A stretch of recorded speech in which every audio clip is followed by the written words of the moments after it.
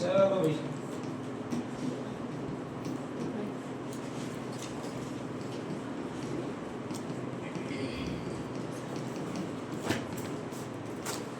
हाँ भाई ये देखो आपके राजस्थान के प्रसिद्ध पर्व और त्योहार पड़ते हैं तो उसमें पहले आपको कैलेंडर कितने वो देखना पड़ेगा। कैलेंडर मैंने कुल 4 बताए हैं, 4 इसी नाम से याद रखना है।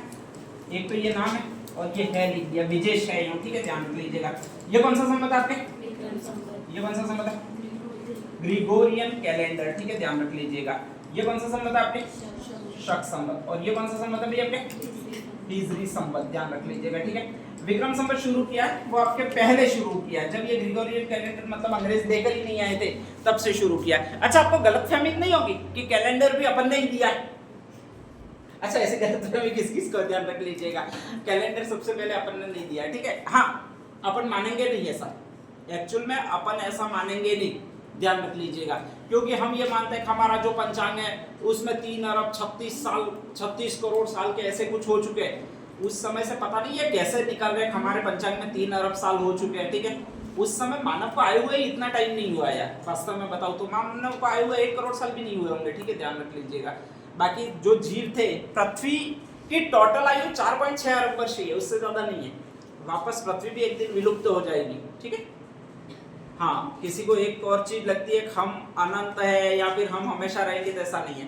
पृथ्वी की भी एक फिक्स आयु है, जैसे ही वो आयु खत्म होगी और पृथ्वी खुद ही नष्ट हो जाएगी, ध्यान रख लीजिएगा। सूर्य की भी एक आयु है, ठीक है। 2-3 चीजें बहुत ज्यादा ध्यान में रखने लायक है, और वो ये ध्यान में रखने लायक है। एक तो ये है कि कोई भी व्यक्ति या कोई भी वस्तु इस दुनिया में या प्रकृति में अस्तित्व में है, उसका 100% शरण होगा ही होगा। और इसका मीनिंग क्या है? तो इसका मीनिंग ये है कि आपका भी शरण होगा। अगर आप ये सोचोगे कि हम सोए रहे और कुछ काम नहीं करें, ठीक है, उससे भी आयु बढ़ने वाली नहीं है, उससे भी शरण होगा ही होगा। और इस दुनिया में जो भी स्थिर रहा है या स्थिर रहने की कोशिश की है उसका ज्यादा मात्रा में शरण हुआ है, वो खत्म हुआ है। इसलिए पृथ्वी भी आपकी दौड़ रही है। अच्छा पृथ्वी अपने अक्ष पर परिक्रमण करती है, उसको घूर्णन गति कहते हैं, ध्यान रख लीजिएगा, ठीक है। वो परिक्रमण करती है, आपके परिभ्रमण करती है। स्पेशली लगभग कितने किलोमीटर परिभ्रमण करती होगी? 1 घंटे में कितने किलोमीटर घूमती होगी पृथ्वी? 1674 किलोमीटर। कितना किलोमीटर घूमती है? 1674 किलोमीटर। इतनी फास्ट घूम रही है पृथ्वी, ठीक है। तो हर किसी को दौड़ना ही है। इसी तरह से आप भी है तो आपको भी चलते ही रहना है। ऐसा नहीं है कि रुकना है या फिर ऐसा कुछ करना, आलसी होके बैठ जाना है या फिर नींद आ रही है आज यूं करके सो जाना है, ऐसा नहीं है। इससे भी शरण होगा ही होगा। जीवन का शरण काम करोगे तो भी होगा, नहीं करोगे तो भी होगा। तो इसमें अच्छा है कि हाँ फिर यार फिर काम ही क्यों करें, साला शरण तो होना ही है, ठीक है, काम करना ही है, ध्यान रख लीजिएगा, ठीक है। खैर छोड़िएगा। विक्रम संवत 57 ईस्वी पूर्व शुरू हुआ है, आपके राजा ने शुरू किया। राजा का नाम मैंने क्या बताया? विक्रमादित्य। कहाँ के राजा? उज्जैन के राजा, बहुत न्यायप्रिय राजा। उन्होंने सोचा कि यार मैं एक कैलेंडर लेता हूँ, लोगों का टाइम पास हो सके। टाइम पास कैसे हो सके? तो कभी आपके आठम आएगी, कभी नवम आएगी, फिर 11 आएगी, फिर पूनम पुत्री लेकर जाओगे आप, ठीक है। इतने में दूसरा महीना आ जाएगा, टाइम पास हो सके, इसलिए एक संवत दिया। कौन सा संवत दिया भैया आपके? विक्रम संवत दिया, ठीक है, ध्यान रख लीजिएगा। और विक्रम संवत के बाद में ग्रिगोरियन कैलेंडर आया, वो 0 ईस्वी में आया। फिर शक संवत आया। शक संवत मैंने आपको बता दिया, कितने साल में बता दिया भैया आपके? 78 ईस्वी में बता दिया, ठीक है। और हिजरी संवत आया, वो 622 ईस्वी में आया। ये राजा था, वो शक राजा नहीं था, बल्कि एक राजा था जिसका एक नाम है। नाम कौन सा भी आपके? कुषाण। और राजा का नाम है वो कनिष्क था। कनिष्क एक्चुअल में यहाँ का रहने वाला नहीं था, ठीक है, ध्यान रख लीजिएगा।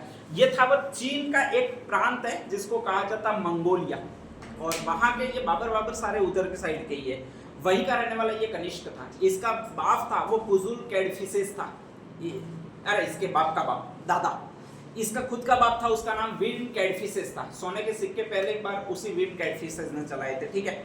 सोने के सिक्के चलाए मतलब थोड़े दरमान होंगे ही सही। और ऐसी कंडीशन में कहा जाता है पूरे विश्व पर आक्रमण करने के लिए कुषाण शासक कनिष्क भारत में आया था। जब कनिष्क भारत में आया तो उसने देखा कि यहाँ पर एक संवत चल रहा है। कौन सा संवत चल रहा है आपके? विक्रम संवत चल रहा है, ठीक है। लेकिन उसमें 1-2 कमियां हैं, तो उनको सुधारने के लिए ये नया वर्ष लाया, और उसको जो कहा जाता है वो ये वर्ष कहा जाता है। कौन सा वर्ष कहा जाएगा आपके? शक संवत। उसने गुजरात में जो एक जाति रहती थी जिसका नाम था शक, ठीक है।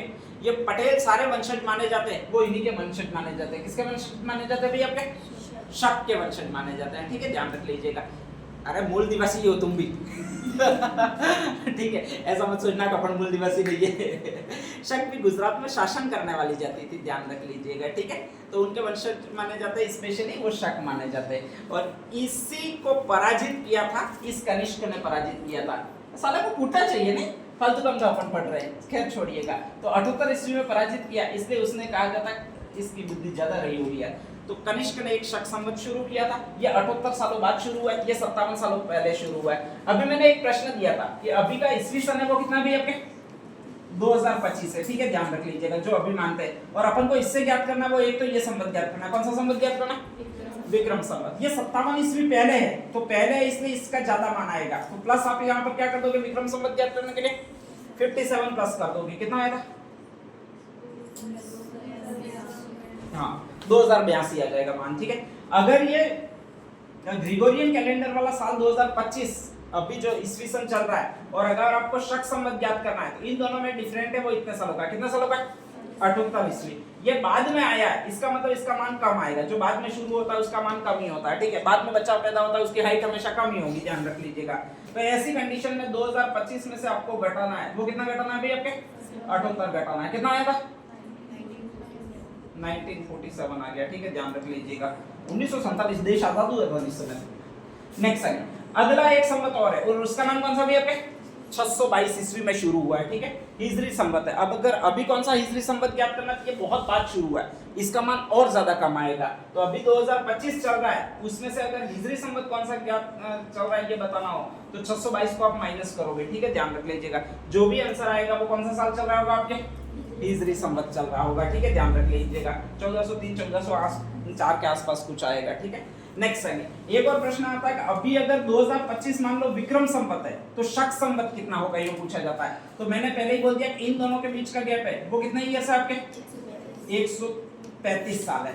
अगर इधर से इधर जाना है तो इसके मान हमेशा कम है, इसलिए आप क्या कर लोगे, आपके माइनस। अगर इधर से इधर आना है तो इसके मान ज्यादा है, इसलिए क्या कर दोगे आप प्लस। अब 2025 विक्रम संवत लिखा हुआ है और इससे शक संवत ज्ञात करना है, आपको इधर जाना है तो माइनस करना है, और माइनस कितना गैप करोगे, इन दोनों के बीच में गैप कितना उसको माइनस करोगे, ठीक है। तो इसका आंसर कितना आया था 1895 ईस्वी, ठीक है, ध्यान रख लीजिएगा। तो ये जो कहलाता है वो आपके शक संवत कहलाता है। अब दिक्कत कहाँ हुई थी कि ये जब कैलेंडर चल रहा था तो इसको ऐसी क्या चूल मची थी कि आखिर इसने अपना नया कैलेंडर शुरू किया, शक संवत वाला कैलेंडर शुरू किया। तो दोनों में आपके महीने चलेंगे वो सेम ही चलेंगे। स्पेशली ग्रेगोरियन कैलेंडर में आपके महीने चलते हैं वो जनवरी, फरवरी, मार्च, अप्रैल, मई, जून, जुलाई, अगस्त, सितंबर, अक्टूबर, नवंबर, दिसंबर, ये चलते हैं, ठीक है, ध्यान रख लीजिएगा। अब नेक्स्ट आगे आपके हिंदी महीने चलते हैं इधर, उनके नाम बता, चैत्र, वैशाख, ज्येष्ठ, आषाढ़, श्रावण, भाद्रपद, आश्विन, कार्तिक, मार्गशीर्ष, पौष, माघ और लास्ट, हाँ वेरी गुड, तुम्हें बहुत नॉलेज है, वाह, टेंशन मत लेना। 12 महीने याद रह गए, मतलब 12 साल याद हो गए, ऐसा सोचना आप तो यही सारे चल रहे थे, वो इसमें चल रहे थे। कौन से संवत में चल रहे थे आपके, इसी की पूरी डिकोपी किया गया, वो ये संवत किया गया। कौन सा संवत किया गया आपके, शक संवत। जब दोनों सेम ही सेम चल रहे तो फिर इसको चलाने की जरूरत क्या थी। तो इसने ये पहली बार इस शक और कनिष्क ने देखा कि ये जो हिंदू अपने त्योहार मना रहे वो थोड़े थोड़े से गलत मना रहे, और वो इस संवत के अनुसार मना रहे, इसलिए गलत है। अब गलत था क्या, तो एक्चुअल में अपना नया महीना शुरू होता है वो कौन सा होता है, पहला चैत्र, ठीक है। हमेशा पहले दुख आता है, तो दुख होता है उसका प्रतीक कृष्ण पक्ष होता है, कौन सा पक्ष होता है, फिर सुख आता है, इसका प्रतीक होता है वो शुक्ल पक्ष आता है, कौन सा आता है, तो पहले हमेशा कृष्ण पक्ष आएगा, कौन सा पक्ष आएगा आपके, फिर हमेशा शुक्ल पक्ष आएगा, ठीक है, ध्यान रख लीजिएगा। अब दिक्कत क्या थी कि अपन नया वर्ष मना रहे थे, वो इसके अनुसार मना रहे थे, और इसके अनुसार मना रहे थे, तो ऐसी कंडीशन में कहा जाता है कि अपना नया वर्ष पहला ही दिन पड़ेगा, और पहला दिन कौन सा होगा ये बता, चैत्र, कृष्ण पक्ष आ रहा है, और आएगा क्या आएगा भाई आपके, एकम आएगा, ठीक है। अब कृष्ण पक्ष को अपन बोधा पक्ष मानते हैं, ठीक है, ध्यान रख लीजिएगा। बोधा पक्ष का मतलब खराब पक्ष मानते हैं, ठीक है।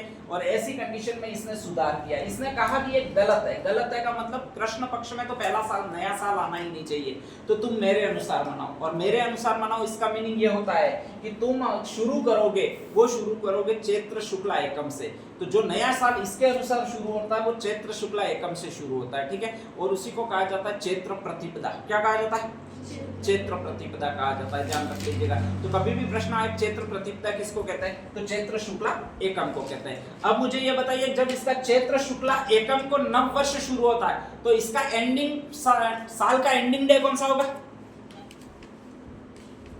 भाई? 1 जनवरी आपका नया वर्ष है तो एंडिंग डे कौन सा होता है? 31 दिसंबर होता है, इसके पहले आने वाला दिन। इसका एंडिंग डे कौन सा होगा?